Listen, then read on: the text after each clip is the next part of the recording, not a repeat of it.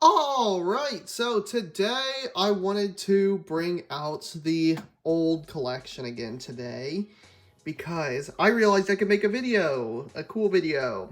The first MacBook versus the last MacBook, the normal MacBook, back when it just said MacBook on it. That type of thing because, yeah, you have the first one here, and then you have the most recent one. And personally, I don't believe they'll make another one. I don't see where it really fit in a lineup because this one, even when it came out, didn't really fit in. So, anyways, that's besides the point. Let's boot them up, see which one boots faster, see how much progress. Because this is a 2016, but it might as well be a 2015 or 2017 because they're all the same. Just some differences in processors, but I mean, this one's a 16, so sure. This one's a 2007.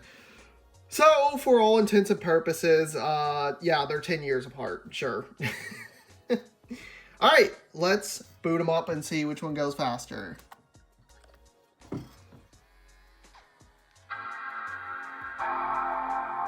Interesting, this one made the chime first, but this one has the Apple logo first. Oh man, I sure wonder which one's gonna be faster. Probably the one that has an SSD in it, if I were to guess. Although that would be incredible if this thing somehow beats it. I know I kind of started them at not the same time, and that's for very obvious reasons. This one has a spinning hard drive, and this one has a NVMe SSD. So, I mean, yeah, as you would expect, that one boots a lot faster, even with a lot fatter of an OS on it. And now we just wait for the old one to boot up. Oh, here we go. Oh, there we go. There it is. And, of course, I had to switch it to the same background as this. Which, this is, like, my favorite background. I love this background. I know I use the snow leopard like default one all the time, but in terms of snow leopard backgrounds, I actually really liked this one a lot. Anyways, we're here now, and I need to plug this in because it's gonna die. So hold on, let me grab my cord. There it is. Yep. Plug it into the singular USB-C slot because this thing is garbage IO. And look at that. We're charging. And yeah, here we go. The two MacBooks. Why don't we compare these things? In terms of horsepower, what are we packing on each one? About this Mac and about this Mac. And you can see here, boom. 2.2 gigahertz Intel Core 2 Duo. It's a dual core with 2.2 gigahertz and 3 gigs of DDR2 RAM. While this one has a 1.2 gigahertz dual core Intel Core M5 and 8 gigs of RAM. This one is, wow. It's amazing how similar those are, isn't it? Wow, 2 dual cores. This one runs at significantly less gigahertz, though. 1 less to be exact, which is almost double. And yeah, you can certainly tell. Just going around and clicking into stuff. I'm gonna go ahead and X that. Launchpad. You can see that it lags a little bit, and I apologize for the camera angles. I don't have anywhere to put the phone mount today, so this is what's up. So anyway, yeah, you can see just clicking around here and stuff, we can go into system preferences, and you can see that it is indeed working as intended, and it actually is kind of snappy still. Displays, you can see the resolution there. Let's do the same for this one now. Go X out of that, go down into system preferences, and then go into displays, and you can see built-in MacBook. Scaled. What? How do I see the actual resolution? Oh, it doesn't matter. The resolution is basically 1440p on this thing, in case you're curious. But, yeah, there's that. So they're both, like, actually decently responsive when it comes to using the apps that they came with. And, yeah, isn't that awesome? Who would have guessed, right? 10.7.5, which is cool.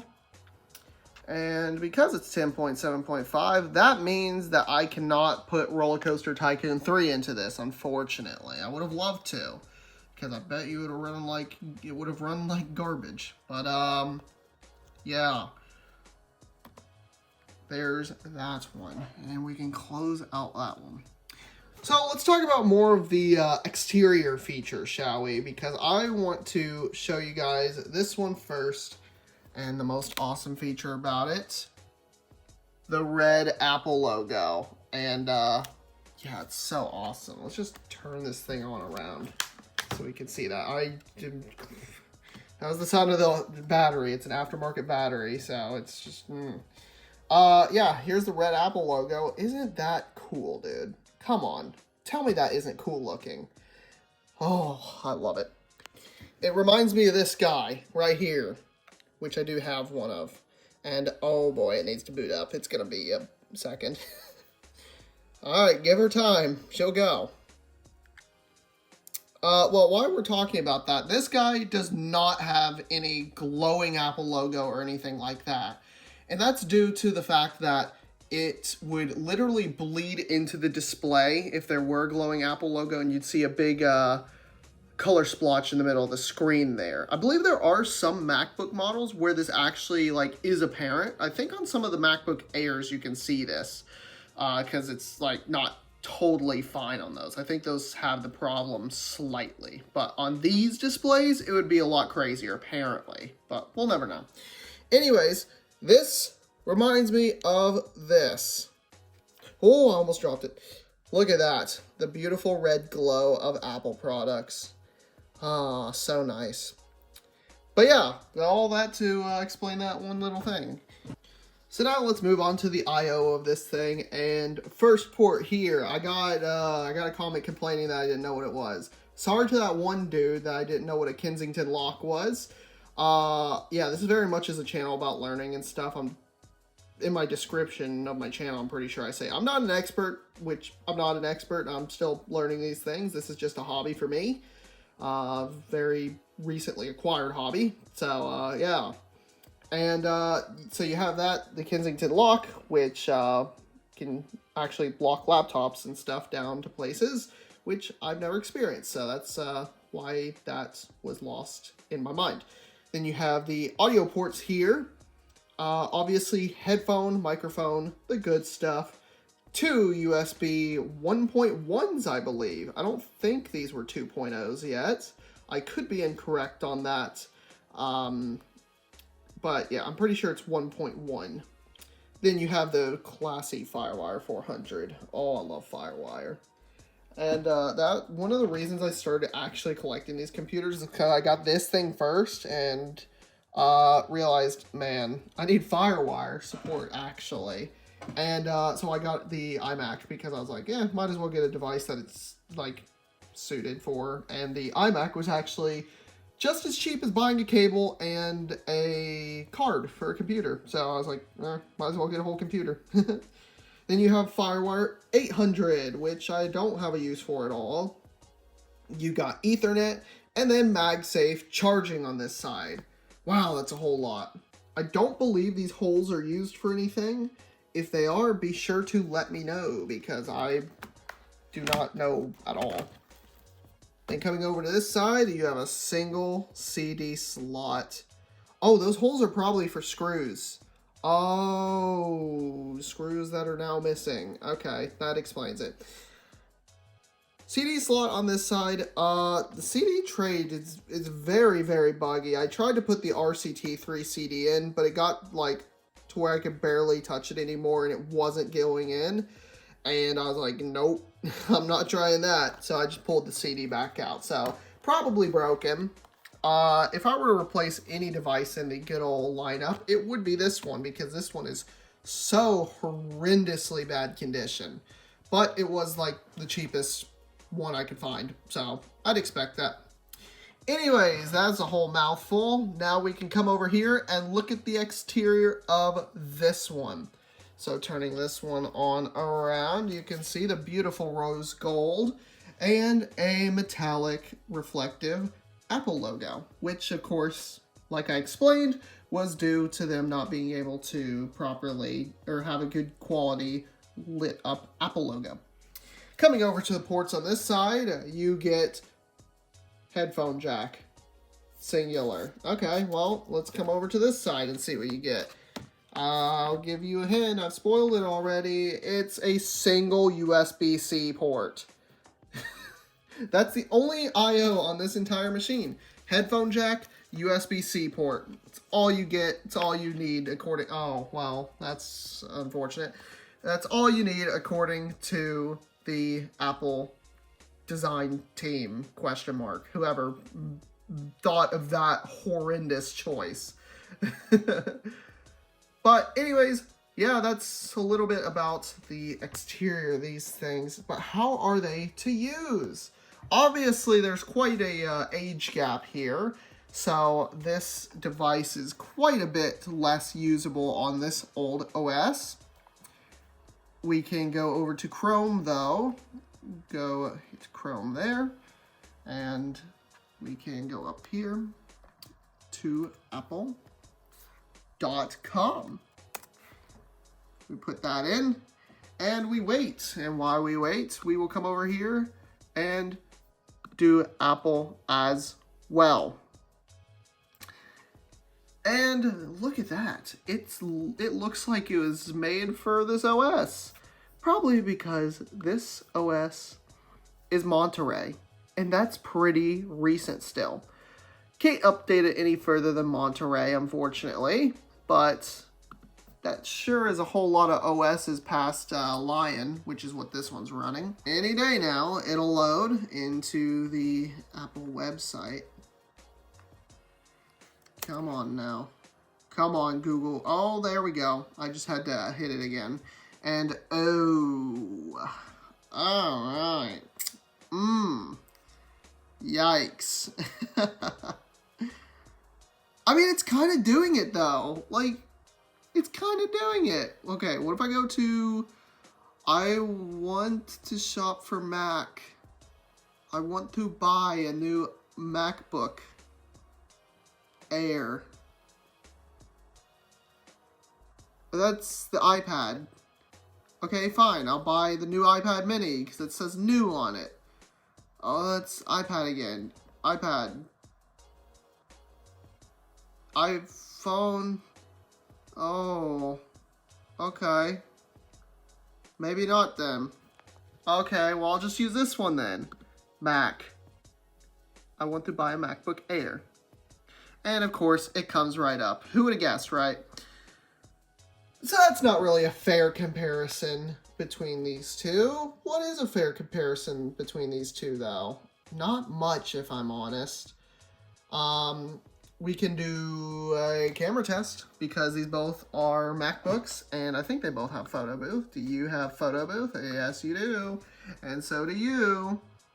And, oh. Oh. Well. Huh. This is a new one.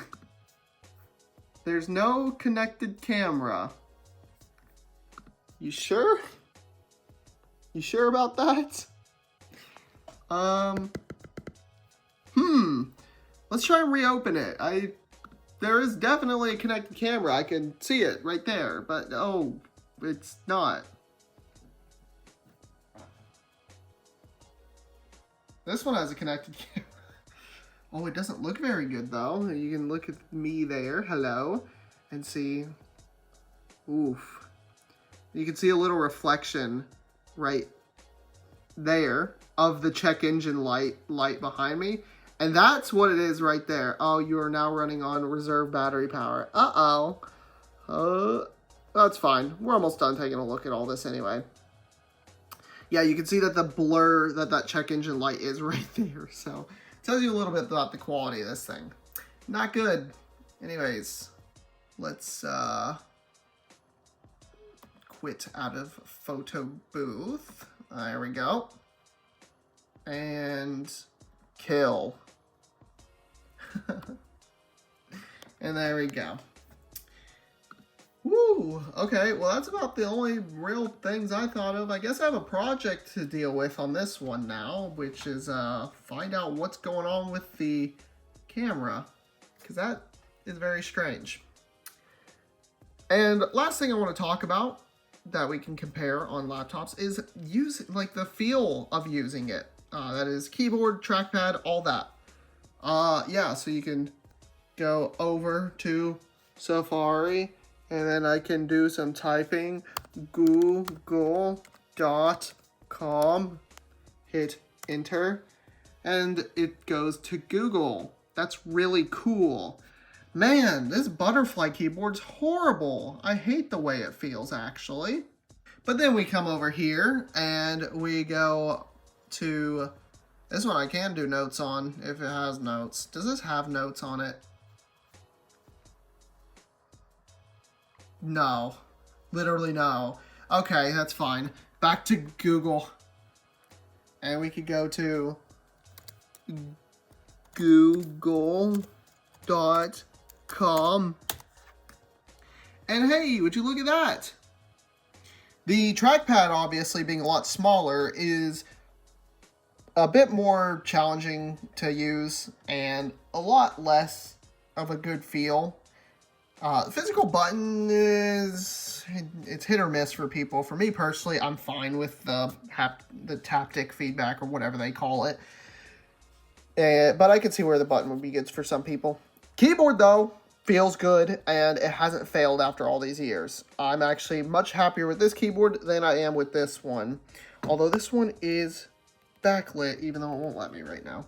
This one is not backlit, which is unfortunate.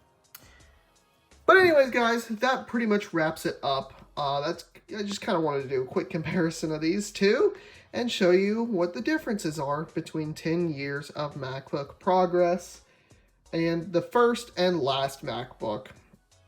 So yeah, guys, hope you enjoyed the video. If you did, be sure to like, comment, and subscribe because I love reading the comments. And of course, I'll have another cool video for you next week. Goodbye!